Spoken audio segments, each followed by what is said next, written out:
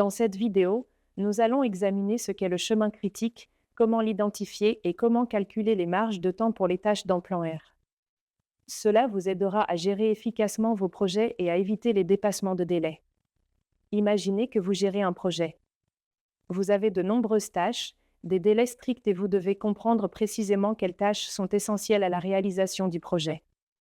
Le chemin critique est la séquence de tâches dans un projet qui détermine le temps minimum nécessaire pour le mener à bien. En d'autres termes, c'est le chemin le plus long du début à la fin du projet, et il comprend les tâches qui ne peuvent pas être retardées sans retarder l'ensemble du projet.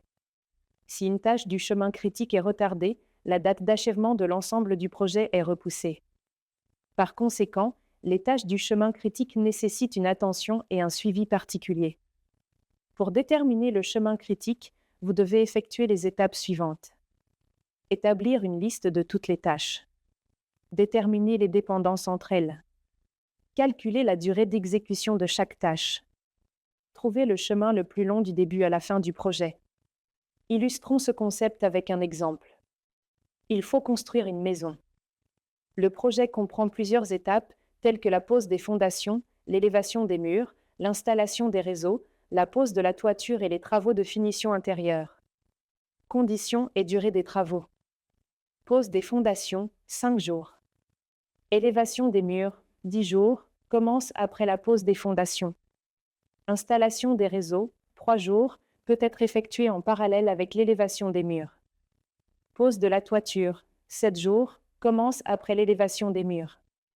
Travaux de finition intérieure, 6 jours, commence après la pose de la toiture. La séquence la plus longue est donc la suivante. Pose des fondations, élévation des murs, pose de la toiture, travaux de finition intérieure. Durée totale, 5 plus 10 plus 7 plus 6 égale 28 jours.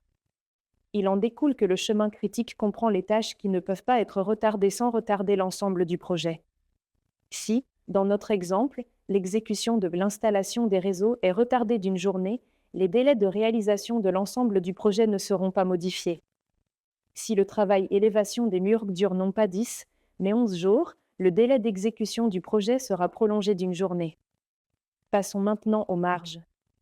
Les marges de temps sont le temps supplémentaire prévu dans le planning pour l'exécution des tâches, qui peut être utilisé en cas de retards imprévus. Elles permettent de minimiser les risques de dépassement de délai et d'assurer la flexibilité dans la gestion des projets ou des processus. Il existe 2 types de marges, la marge libre et la marge totale. La marge libre est le temps maximal pendant lequel l'exécution d'une tâche peut être retardée sans affecter le début de l'exécution des tâches suivantes.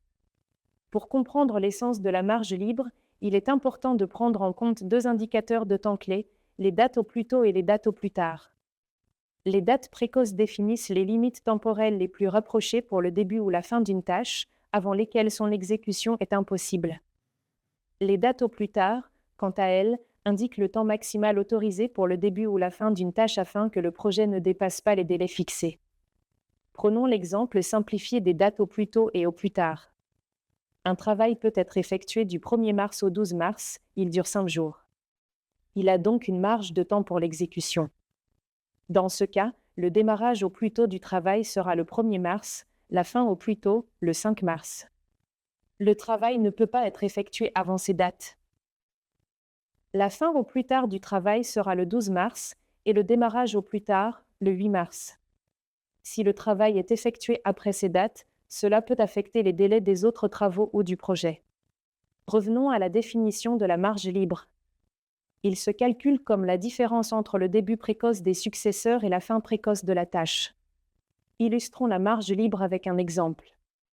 Nous avons 2 travaux, la pose de la toiture, qui commence le 1er mars et se termine le 4 mars, et les travaux de finition intérieure, qui doivent être effectués du 6 mars au 10 mars. Le travail de finition intérieure a une contrainte de démarrage, il ne peut pas commencer avant le 6 mars, car l'exécutant ne pourra commencer le travail qu'après le 6 mars.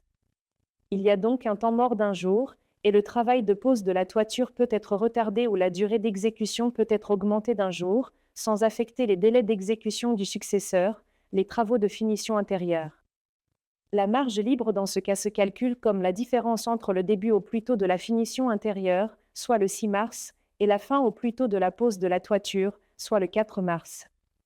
On obtient une marge libre de 20 jours. La marge libre peut également être positive, indique la possibilité de reporter l'exécution d'une tâche d'une certaine durée, sans affecter les délais de lancement des tâches qui en dépendent, successeurs. Nul signifie que la tâche se trouve dans une position où tout décalage entraînera le décalage du début des travaux dépendants. Négative signifie que l'exécution de la tâche actuelle entraîne déjà un décalage des délais des travaux successeurs qui en dépendent. Cela peut indiquer que la tâche successeur commence avant même l'achèvement de la tâche prédécesseur. Une telle situation peut résulter d'erreurs dans la planification du calendrier, d'une mauvaise répartition des ressources, d'une définition incorrecte de la séquence d'exécution des travaux. Passons maintenant au deuxième type de marge, la marge totale. La marge totale est le temps pendant lequel il est possible de retarder l'exécution d'une tâche ou de décaler son début ou sa fin, sans affecter la date de fin du projet, date limite. La marge totale se calcule comme la différence entre la fin au plus tard et la fin au plus tôt. Cette valeur permet au chef de projet de gérer efficacement les risques, de réaffecter les ressources et de conserver le contrôle général sur le planning d'exécution des travaux. Illustrons le concept de marge totale avec un exemple. Nous avons deux travaux de l'exemple précédent, la pose de la toiture et les travaux de finition intérieure. Le travail de finition intérieure a également une contrainte de démarrage. La seule condition qui n'existait pas auparavant est que le projet doit être terminé le 12 mars selon notre planning. De combien pouvons-nous retarder l'exécution des travaux sans affecter les délais d'achèvement de l'ensemble du projet? La finition intérieure a une marge de 2 jours. Ce travail peut être décalé ou prolongé de 2 jours sans affecter le délai de l'ensemble du projet, c'est-à-dire qu'il s'agit de la marge totale de ce travail. Cette valeur peut être obtenue par la formule fin au plus tard le 12 mars moins fin au plus tôt le 10 mars. On obtient une marge totale de 2 jours. La pose de la toiture peut être décalée vers la droite de 3 jours sans affecter le délai du projet.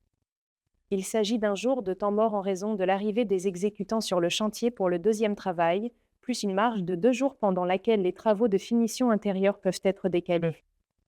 La marge totale de ce travail est donc de 3 jours. Examinons les valeurs que peut prendre la marge totale.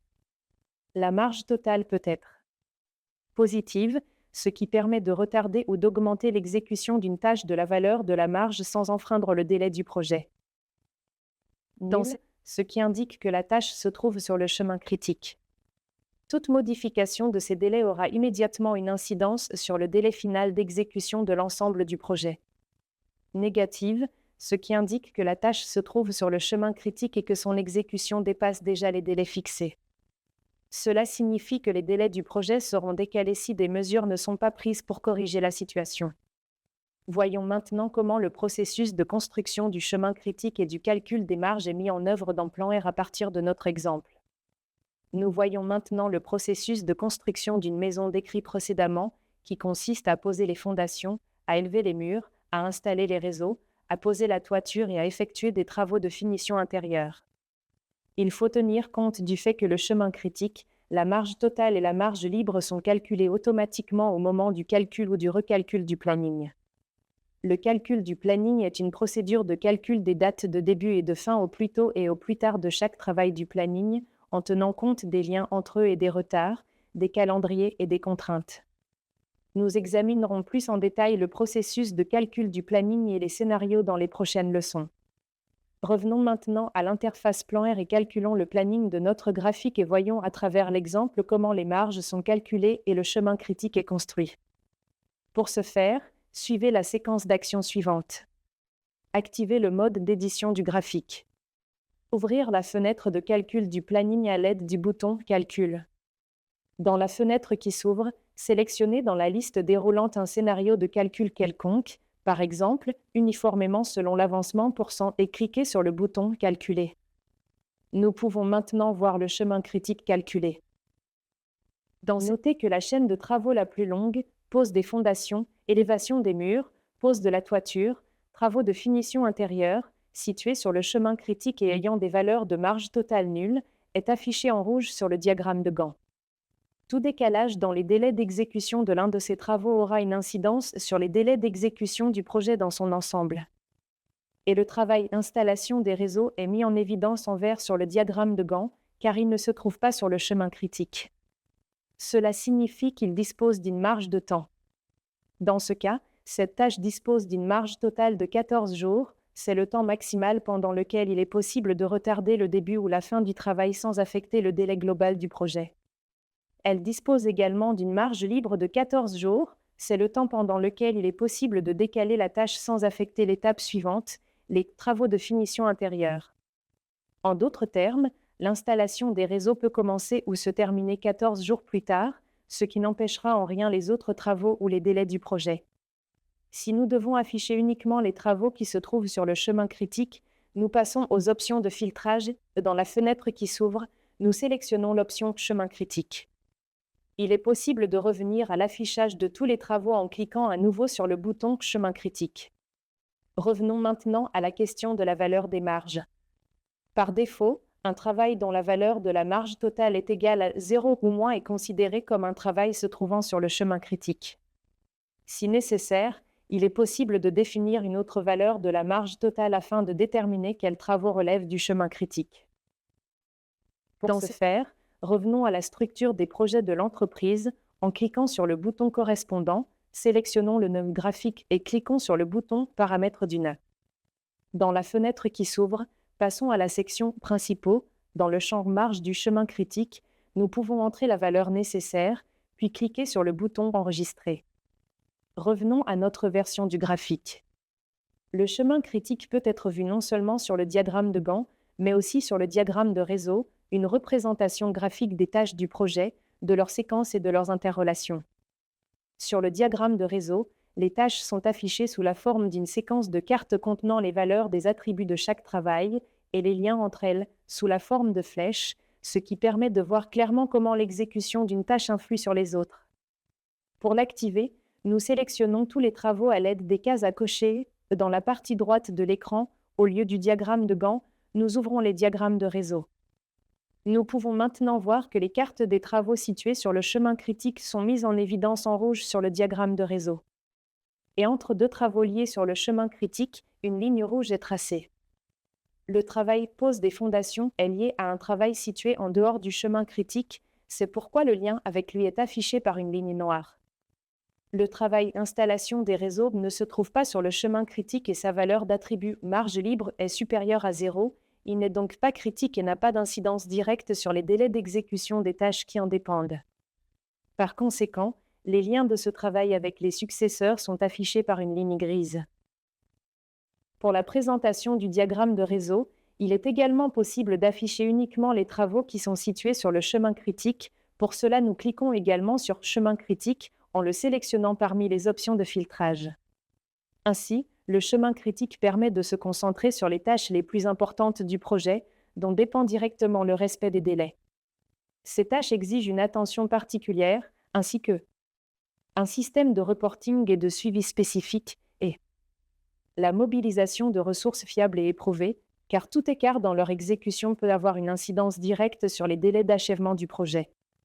S'il devient évident qu'une tâche sur le chemin critique compromet les délais du projet, il est nécessaire de l'exclure de la chaîne critique.